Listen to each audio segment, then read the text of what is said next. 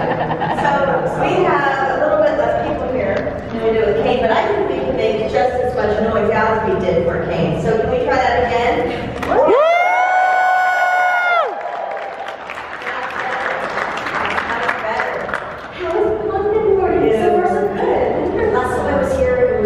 Right after COVID, so we're like right in the middle of it, like our first show back in the real world, so it was kind of a beast, but I'm glad everyone's here and hanging out and, you know, happy to be here. It's like old times, it's so wonderful, right? Sure, yeah. So, I mean, of course, we all know we love you from Hatchet, we all know we love you from Halloween, obviously, but I really want to talk to you about Among Friends. Okay. That's what you directed, yes? Yes. Yes? Tell us how that came about and the process of that. That's crazy. Has anyone here seen that movie? That's which one? It also has Kane in it. Oh, yeah. Yeah, you guys dance. Yeah, he came work for me for $100. He's like, dude, I wouldn't do this for anybody else. It's like, you get to do whatever you want. You like make your mind, you get to be a dirty fucker. Like, So that was his line. that was it. It was all him. I'm like, say whatever you want when I come out of the car, but it's just too. Was the dances too? That was his, yeah. Yeah, that came to dance. It's like, I'm never going to do anything to dance in a movie. On our podcast, we always talk when there's a dance in a horror movie. We call dances in horror. That's one of my favorites. Nice. So I always give him proud that was dance in horror. Yes. But I didn't know that was his choreography. That's all his choreography. Anyway, talk to us about Among Friends. Yeah, so it was, I wanted to direct for a while, and my friend Jennifer Long, who's Michael Bean's wife, came to me and said, got this idea, and I heard this script with the writer, and we just kind of winged it. I think I had like 2 days of pre-production, and made it with a rubber band and a shoelace, and we pulled it off.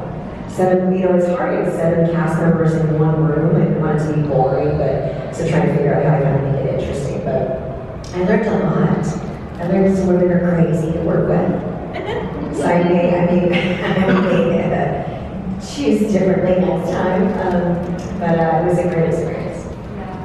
And you had a little cameo in that yourself I did. as the director / Jamie Lloyd. Yes, Right. the first time I put the costume on in a million years. And it was amazing. It was so much fun. It's like, if I'm going to do it, I might as well do it for my own movie, you know? Sure. As a performer myself, I call it the actor's nightmare, not stereotypical actor's nightmare. Exactly. Like, where's my line? Yes, for sure. Right. Okay, another thing that, of course, I must ask you about is one of my favorite shows, and we all know that is That's Life. Oh, yeah. I don't think anyone here knows that one either. Did anyone ever see this show called That's Life that I did on the radio for 3 years? Yeah, I did. Yeah, that was a good one. Yeah. So I have a show on CBS with, are you ready? Ellen Burstyn, Paul Sorvino, Kevin Dillon, Debbie Mazar, Heather Beach Hens, and myself. I was Kevin Dillon's wife. And it ran for two seasons, so like 40-something episodes. And then it was like a family Sunday night kind of, it didn't like catch on for some reason. Well, I don't it's know. the best of all because I posted the episodes on YouTube. Oh, yes. And the comments I get on them are amazing. They're like, I'm surprised that hasn't been taken down. You know, but the comments are, I love the show. Where did you find this? And by the way, because it's not available, I bought it on bootleg online, right? So here's something from the UK. Oh, wow. You know, so someone had recorded them from a Lifetime, or something like that. Right. And I never buy bootlegs unless there's no other option. Right. And for this, there was no other option. I have all the VHS tapes that my grandma recorded from her VCR. That's how old the show is. What year was that? That was like 99 or something? Around there, maybe 2000s. I can't remember what I was doing in my life at the time, but yeah, I was doing a lot of drinking, I think, and that's a while ago. Yes, anyway, great show. But the comments I'm getting on YouTube for it over the past couple of years are amazing, and people really did love the show, and thank you for putting this up. This was so great. Ellen Burstyn, like doing a TV show. You know, she's awesome. Paul Sorvino. I mean, Rest in peace. tell us about working with him. He's amazing. I was such a fan. He's amazing. He actually got stuck in the bathroom in his trailer one day, and we like couldn't get like it's this silly story, but like I mean, I love Paul. Don't get me wrong. And also, I did movie of the week with him too, with Victoria Principal. I did a movie of the week when I was a kid called "Don't Touch My Daughter," where I was molested, and it was Victoria Principal like taking us way back. Victoria Principal played her daughter, and Paul was the detective. So and then again on the TV show, but he was a character. I mean, he like directed episodes, and like Vera would come on set, and he was really great. He has stuff in the bathrooms. I don't know why that's the memory that pops into my head, but he was like in his trailer and the door got locked and he couldn't get out of the bathroom. This is like so silly. I love it every time you say, Oh, I know. He was the same every day, all day on set. You're like, oh my god, Paul, what are you on there? yeah, I have a CD. Oh, really? Yeah, and when he passed, I pulled it out. Yeah. Have you guys ever met Paul Sorvino? Oh, yeah. Yeah, What a he's Paul. really sweet. I did not have the honor. I really wish that I was going to go to London with that, and then fast a few months later, it's like, This is me at one ring not too long ago before it was like, Paul's gonna be here, I heard he's sick. And then he passed. yeah, but no, I mean, what a performer, such a big fan. The whole show was fantastic. It was good, right? It was so good. Anyway, check it out, guys. Let's get you some more fans on the show. I know for sure. It's my not so secret wish that would one day get. I'm gonna record for my Patreon, you guys, because I like to do that kind of stuff. Yeah. But anyway, I'll just do it live while we're chatting. Cool. Okay, so do we have any audience questions right now? If they don't, I can keep going, but I know you want to get talk. There you go. I just want to know how different it was from summer, like Halloween 4 and 5, and then you did the raw zombie, which I loved you, absolutely loved you. So how different was it like being a child actress? It was, so what made it different is that, and to be able to kind of figure out why it felt different, he never like got me in the old movies, right? I was a lot of like running from him, but never really, the closest I came in was like in Halloween 5, probably like the coffin stuff, right? But in, obviously, in the new Halloween, not new anymore, they're old already by now, but in Rob Zombie's Halloweens, I had to like fight him off.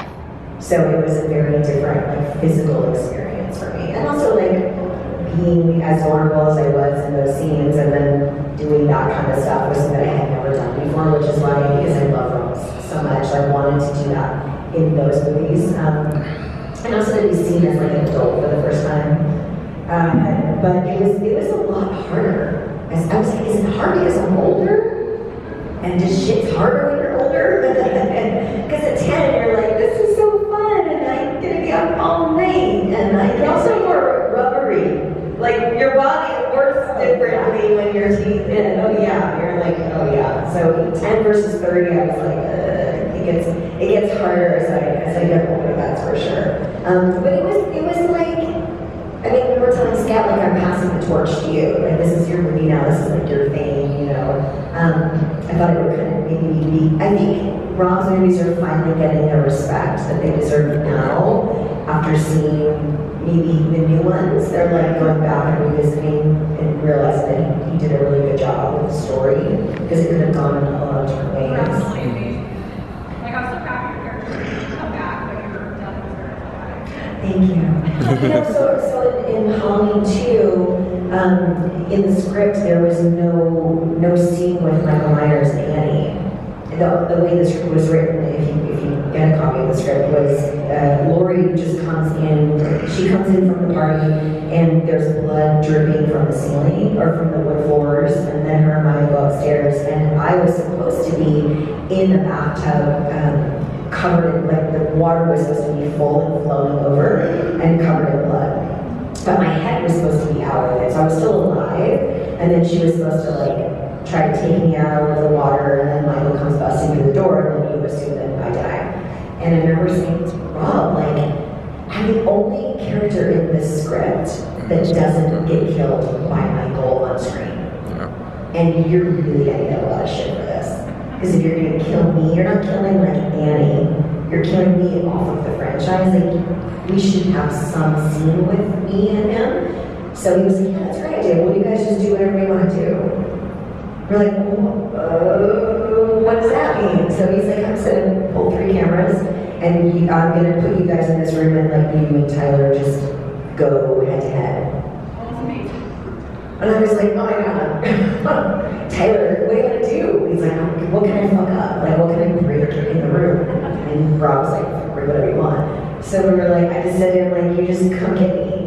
And Tyler always talks about how he'd have to like start to move before action, because even before action, I would be like running out the door. Because my whole thing was like, I'm not gonna be like waiting around to be grabbed, because that's just stupid. So I'm gonna try, which is why in the first one I made it out the front door, which was a total accident. That was just me supposed to go to the kitchen, and I was like passing the door as I was going to the kitchen, and I just went out the front door because it just made sense.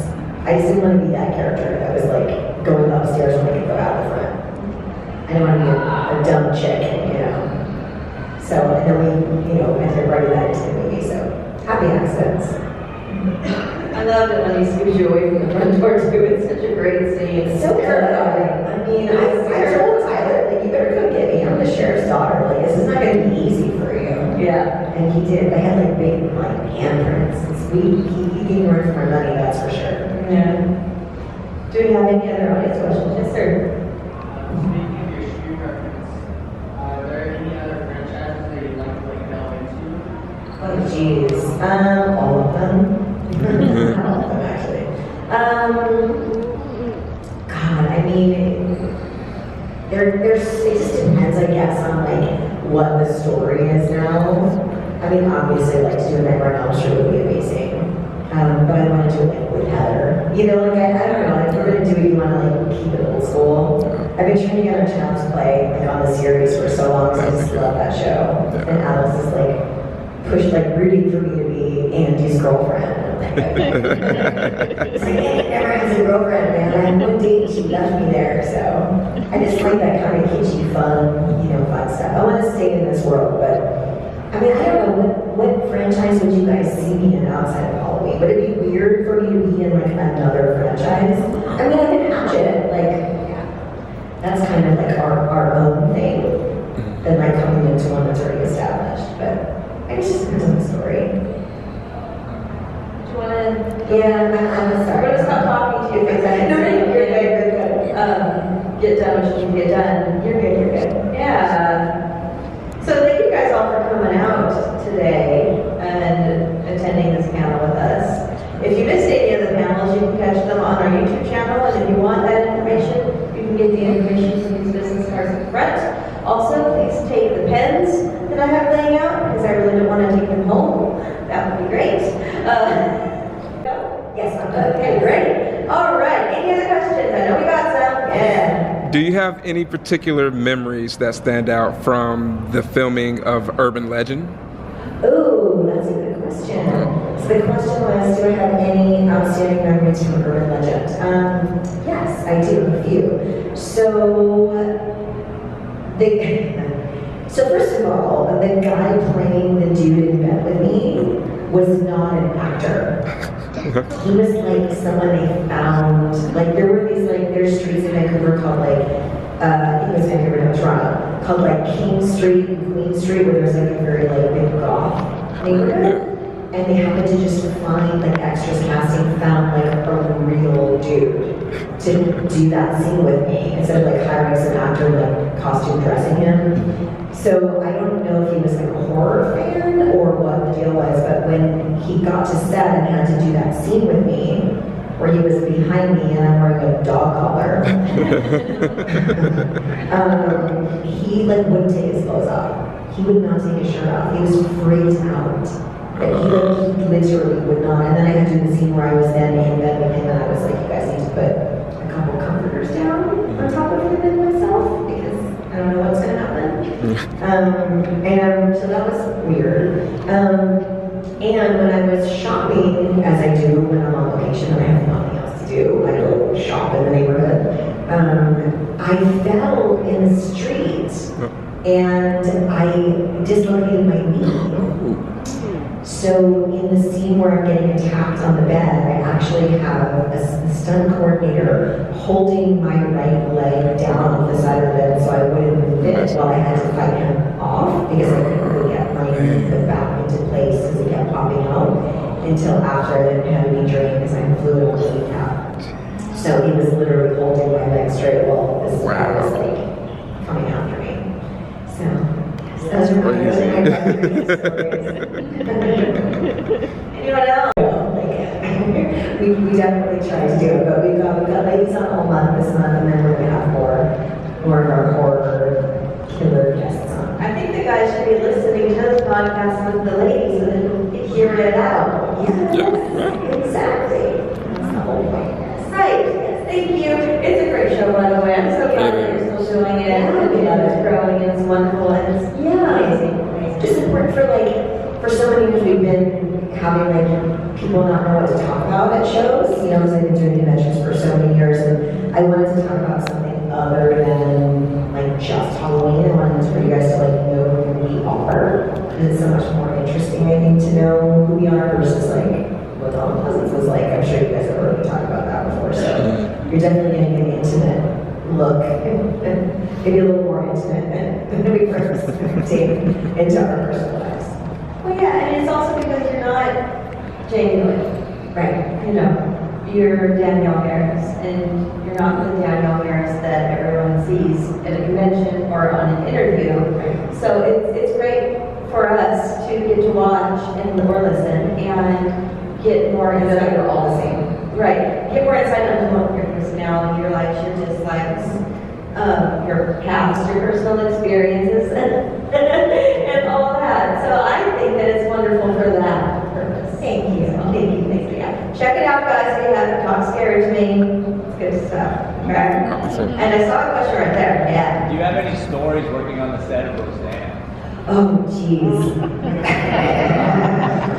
Okay, so this week's episode we actually have an actress on that I adore, Heather Matarazzo.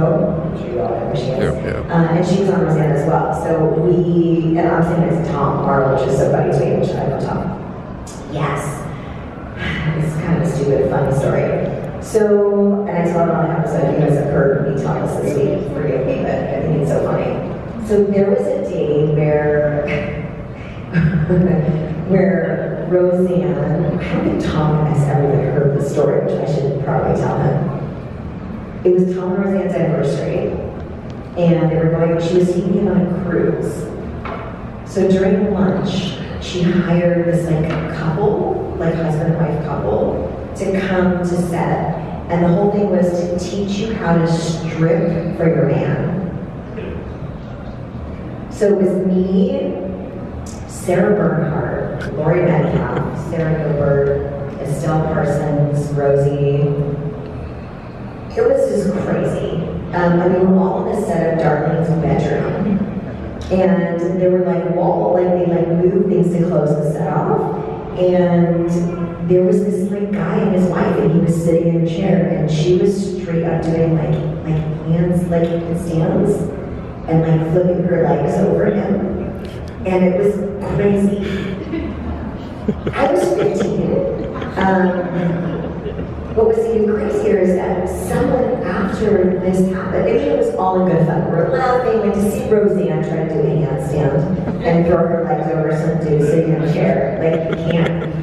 There's not enough money, you can't pay for that kind of entertainment. And somebody went and told Child Protective Services that she had endangered a minor. And they came to set to investigate. And Rosie came banging on the trailer saying, my mom, go tell them that you gave her permission to be there. And she was like, of course I gave her permission. But it was a whole situation where I don't know, obviously it's one of the two, husband or wife, somebody said something, but they didn't stop it in the middle. They continued to do it and, collect the cash and then reported it afterwards. So that's a crazy story.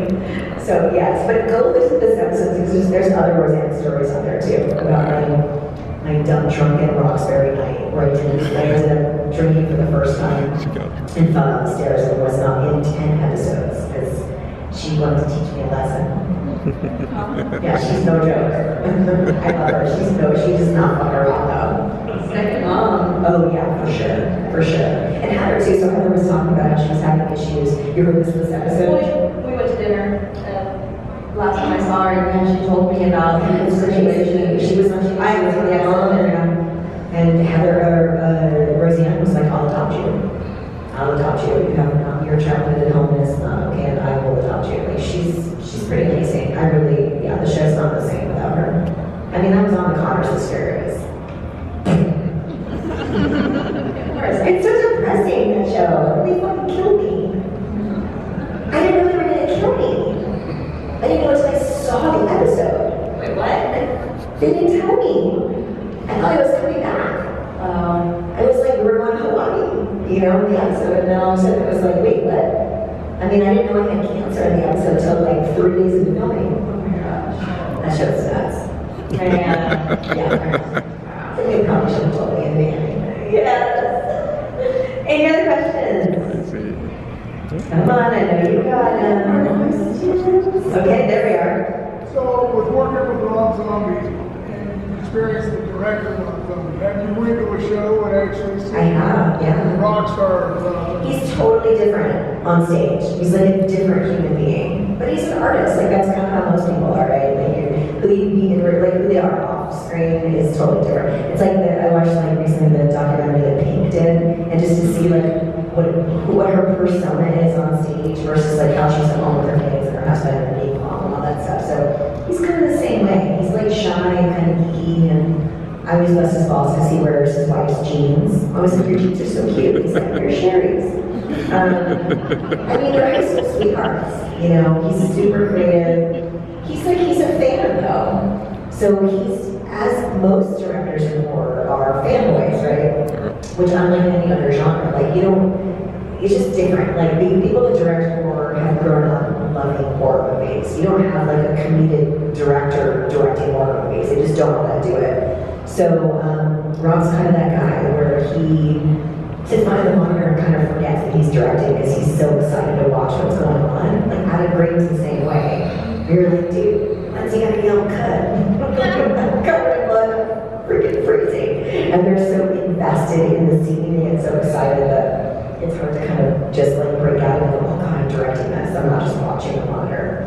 So he's really great. I've seen him on stage. He's totally different, but he's like a rock star. Any others? Okay. Oh, there we are. Actually kind of reaching back about the same time as Boy Scout, but my intention was for Gary and how was that, like, jumping into that space? Ari and Danis was so like before his time. Like, if that show had come out now, people would like get it. You know, I mean, the episode that I did and Joe Dante directed, I adore Joe, and Henri Katz, you know, the lead, was my actual boyfriend, was my first boyfriend in real life. We were each other's first loves. So, and ironically enough, I met him on the set of The Last Boy Scout. So I had this agent, this kid agent at the time. I was such a naughty child. If you listen to the podcast, nothing much has changed. And I went to her office and I went through her files and I picked pictures of boys that I wanted to meet. And there were 3 of them. And one was Henri Katz. One was Eric Balfour. If you know who he is, he's on a bunch of like sci-fi shows. He was in Texas Chainsaw Massacre. He's done a ton of stuff. And the other was Leo DiCaprio. So I met Leo on the set of Critters 3. And I lied about my age because he's a year older than me.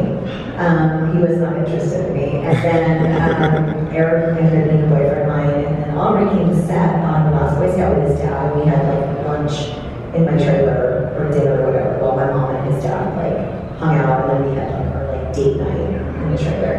So yeah, we were each other's like first boyfriend, girlfriend. And we're still good friends. Yeah, it was a special show. Love Ari and I Dana. loved it. My mom Ari and loved Dana's it. good. And now Henri's doing conventions because of me. Oh my gosh. I was like, Thank you, Danielle. Did you understand that people love Hocus Pocus? Yes, we do.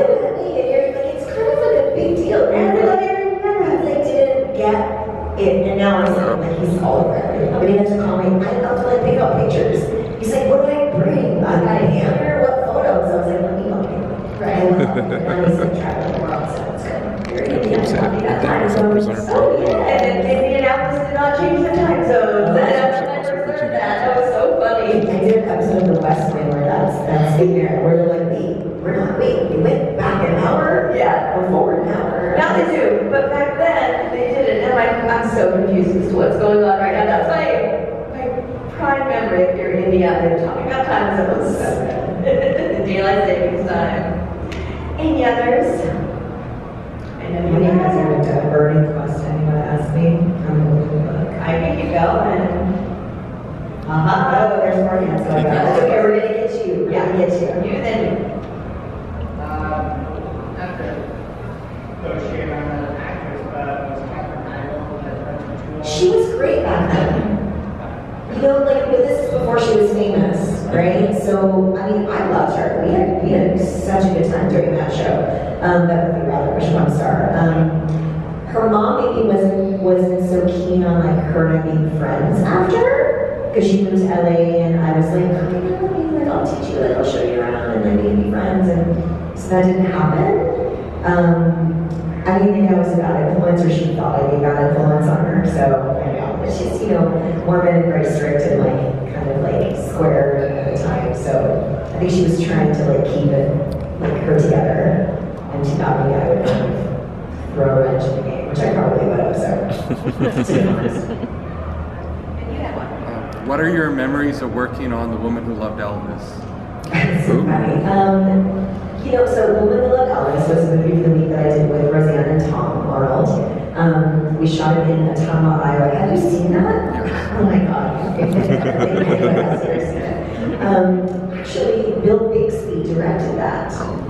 Which, I mean, he's like incredible, you know, he's amazing. Like one of my favorite human beings on the planet. So we did it in Iowa, where Tom was from.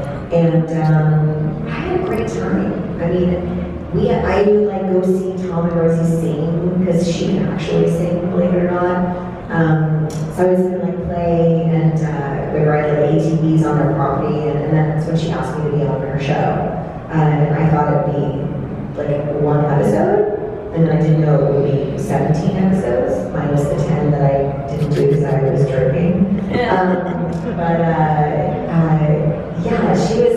It was really fun. Actually, Aubrey came to visit me there. I was like 16 and flew to come see me on that set. Little teeny tiny town. Lots of churches and lots of bars. That's why I remember it smelled weird. That's what I remember. Iowa smells a little like, I don't know, it's like the soy or something. I don't know, it's some kind of whatever they grow there. The whole city smells weird. So anyway, so we had a really good time during that movie. They don't make movie of the weeks like they used to. They did like Lifetime bullshit or whatever, but not that I shit on that since this or not too, but they don't do those like ABC, NBC, The movies of the late 80s and the 90s, and probably until early 2000s were really something special. They were good. What's something we talk about on the podcast all the time? Yeah. We're loving that as well. Yeah. So we just love them so much. Another show that I love, and this isn't ironic, I genuinely love it. There was some House of Child, so it's my grandmother's show. It was Diagnosis Murder. Oh yeah. Can we talk about your trifling, evil, and delicious character Some shit. of Diagnosis Murder? So, has anyone here seen that show, Diagnosis Murder? More specifically, her episode. So I played a sociopath, shocker, right? Who's killing off people. I don't know. Even like on TV, I don't know, I can't break that. And Your classmates at that. and Spoiler alert. for the show, I didn't realize that it was kind of a comedy. So I remember going in and taking it very seriously and probably doing like way too much. So I didn't get the job, and they were like, she had another idea for her, but make sure she watches the show before she comes back. So I watched the show and I was like, whoa, it's kind of cheeky, you know? I'm like, it's not supposed to be like drama, right? And I played it dramatic, so I was like, oh, now I get it. Now I know what to do it. So I changed it up, and I went in and get a job. So I think it was good. So It was fun. How it took me like so nice. I was supposed to say, I was working with Dick, man. So nice. It's like you can't be in the trailer when he was getting his hair done. Yeah. Or put on. I'm not quite sure. Maybe that's why we're allowed to be in a trailer. And I was like, oh, it's great. But you know, even, God, who else had fake hair? I think, I want to say Bruce actually, Willis had like Yeah, hair. he did. Yeah. Like the little patches of like to fill it in or whatever before they had like the powders and stuff like that. So I feel like some, I might have been Bruce. Was it Bruce or Sly? So I think it was Bruce that had like some Well, extra hair. a lot of people back then had their suitcase of toys. Yeah, for sure. I think John Saxon was one. Yeah. Pulled it out. That's what dancing too, right? Right, yeah, I'm not sure. I can't speak to that. But yeah, John Saxon pulled out his suitcase of hair for, I think it was Black Christmas, and said, what do you want it to look like? That's what he said. Right? Yeah, no, I genuinely love these that Mrs. Murder, and I love your episode. It's so cute, it's so fun.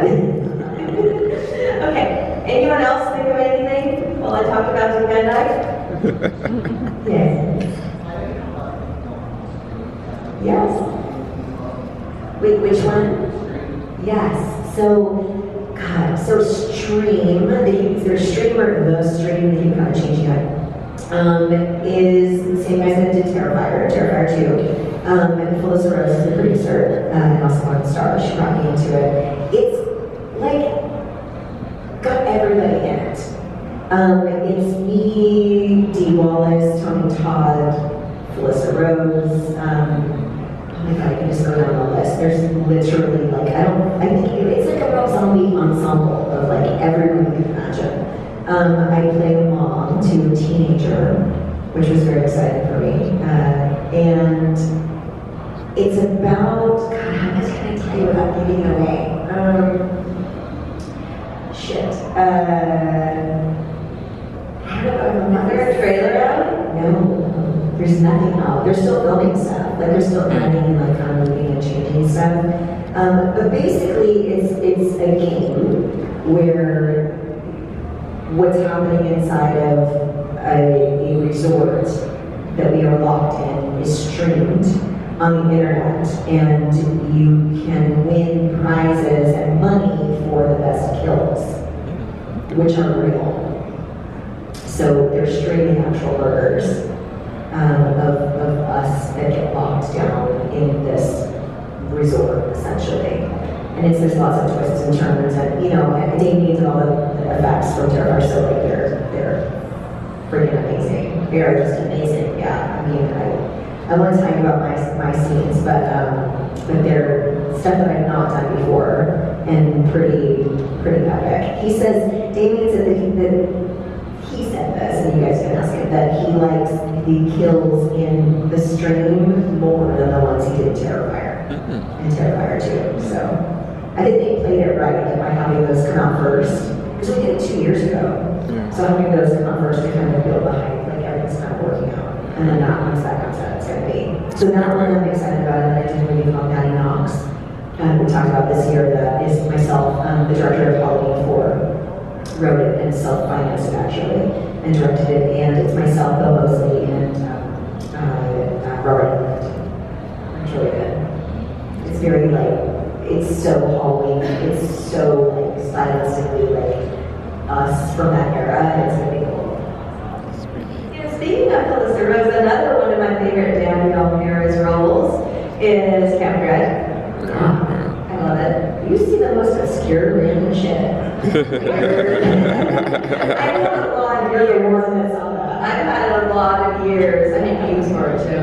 I've had a lot of years to watch TV and movies. So, I only worked for 2 days on that movie. but they were so good. They were good. Your It was season, good. and this is. Has anyone seen Camp Dread? Check it out. Yeah, one. I think that was streaming on Tubi right now. Maybe. I'm only in 2 scenes, you guys. I know I'm billed like second after Eric Roberts, but I always say like half the movie I was like, do not put me in like the beginning of the poster when I'm only in a few scenes because people get mad at me. Yeah. So I try to not mislead. Right, yeah, no, it's a fun one, so check it out, and this is really fun, and It's pretty good. Was that like 20 years ago? a while It ago. was definitely 10 years ago. Yeah, Because I was just married, I think. okay, yeah, that feels like been a while since I've seen you. I was crying over here, Robert's not being so nice to me. Oh, really? No. He made me cry. I was working to cry. Oh my gosh. Another one? Really obscure, ready? Yes. Heathen Nurse. Oh, Heathen Nurse, another one day that I did. Oh, it's another I one. loved it. I would have liked to have been the lead in that though. I would have liked that too. Loved it. And also a big fan of Jennifer's as Yeah, well. yes. She's the reason I actually watched it. She posted something on her Facebook or something about it, and I was like, okay, gotta watch it. Watched it. Called my co-host. Yes, there, and it's produced that. Yes. Wrote Holly. Yes. And I called my co-host and I said, we gotta cover this movie, so we did a whole episode on it. Oh my God, wow. Yeah. I get ripped up through the elevator shaft. She is so good. There's some great kills in that one. Maybe let's see Haven Nurse. I think drug addict, right? I think I made her Yeah, that. hospital. Right, that downside and that right. It's a whole moral thing. There's a twist. There's a Chicago connection. Chicago.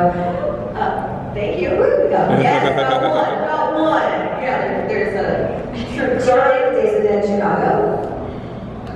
Do you ever go to the Days of the Dead show in Chicago? I'm not. It's in November. Yeah, it's right across from that awesome mall. That's why I go. It's like the outlet It's mall. out mall. Oh, you're me. In Roseanne. Yes, Rosemont. Yes. Roseanne. It's so good. We're gonna do a Top Security Live there, actually, this year. Oh my God. Because I got sick before the last one. I don't know where I was, I went somewhere and I got sick. End of the year. Oh, and then in New Jersey. That convention crud. And I didn't end up doing one of them. Convention crud. We call it convention crud, you guys. Do you guys ever get sick after comedy shows? Yeah. No. I don't get sick, but I get run down, and like, I have no voice. After talking for Maybe it's not we're touching a lot of people. Yeah, but it's not, I'm not sick, I'm just, my throat You're is just I can't tired. talk. So I never know if I actually am sick when I'm doing these, because I always You're just have a sore exhausted. throat and tired. But I always get like Jess doesn't after that, anyway, just in case, they don't want to throw up, you know. But I always feel like crap after a convention, just from like, maybe the adrenaline, and then come down. I call it BoostCon blues. So yeah, I have BoostCon blues every Sunday when everyone goes home. It's like, oh, my friends are gone. Oh, sad. Do we have any other questions? Going once, going twice before I wrap her up. Well, thank you guys for coming out. I still am be sleeping. I'd like to cuddle up into your bosom and go to sleep if I may. To be a kid. I have one that I'll like one or two more before we let you go. Sure. So you have obviously been involved in horror for so long, right? And you've been very influential in the industry as it's changed. What excites you now about horror now and how it's evolved and grown and changed? I think maybe we're going back to how it used to be. I'm seeing a little bit of a shift in the projects that are coming out. I'm all about practical effects and real stories, which is why I still love Dateline and like I still love all that stuff. So I'm hoping that we can get rid of some of the CGI stuff and just kind of, which I think is starting to make that move backwards. It does not age well. It doesn't at all horrible. If it's new CGI from a few years ago, but It still looks bad. I just need to keep it real. I mean, I think that the opportunity for women has always been there. I mean, it's shifting a little bit, but I think like that's why most of us wanted to be in horror for the last 20 years because it's an opportunity for us to like be the stars of movies and like really flex our actress muscles. I think there's good things to come. We're finally making some headway in like the awards, sort of like being taken seriously for the first time. These movies are hard, you know, they're really hard to make. And I don't think they've gotten enough recognition for how hard they are, for what the love is. I think it's just starting to kind of get there. So I'm hoping that in the time that I'm making them, that I'll be able to see that happen for some of the ones that I'm in. That would be nice anyway. Any more aspirations for directing anymore? So Joe Dante found a script for me that he optioned as producer for me to direct. So it's just a matter of finding money. You know, with COVID and like just everything, stock market and all that shit, it's been pretty hard to find money to make movies. As far as like Scout and I are working on some stuff together, because we just need to do a movie together. So we're kind of doing like our own things, which we're gonna probably, which I hate to crowdfund, but I think that because we just need a little bit, we can kind of make things happen versus like waiting to be hired on something. So she's got a bunch of ideas as well as I do, and then Phyllis and I always talk about ideas. So even just earlier today, I was like going over her with my phone, like this idea, just like, oh, she's saying the same thing. We need to make it. We want to do a Real Housewives of Horror reality show. I was gonna say, how about a reality show? Yeah. Or follow you around the convention reality show. Yes. You know, I mean, that's all part of that. Like, we all have this crazy life. And we're also different. You know, it's like you were saying, like, Rob, like, our home life is so different and our world life is so different than this part of it. But to, like, go on set and, you know, have my throat split open and be raped and gagged and then go home and, like, make chicken nuggets for my children. And put them to sleep is like, I mean, that's like my life. You know, it's so random. How do you compartmentalize the fiction from the reality? Like, do you ever have trouble, like, getting out of that mood? No, thank God. Good. I mean, there's some times where, like, my body will physically have a hard time, like, coming down from the vibration, if that makes any sense. You know, like, I did this movie called Shiver that I really liked, actually, with John Jarrett. And I had the whole movie was, like, really intense for me. And I had a hard time, like, leaving set, coming home and, like, going to sleep. I had to come home and, like, take a shower and kind of listen to music and sort of decompress. But I wanted to stay in that mode, too, because you could do it again the next day. But that was kind of one of the only ones that I was like, oh, this is, I don't think I want to do this again. That was a remake of, was it a Brother Theater? What? I swear that was from me. No, I know. It was me, Casper Dentine, and John Jarrett. He's like a serial killer, and I get away, and he falls in love with me because I escaped. Yeah. And then he finds me and takes me to his cabin in the middle of nowhere and plays house with me. Yeah. It's not fun. And it was hard for him too because he's got daughters. Yeah. So for him, he was like having a really difficult time doing a lot of those scenes with me. But as an actress, I was like, oh, this is going to be so good. I'm going to do this role. And then afterwards, I was like, I'm good. I'm good. Yeah. But it was a great experience. Yeah. And last but not least, let's give a serious note into Danielle Harris.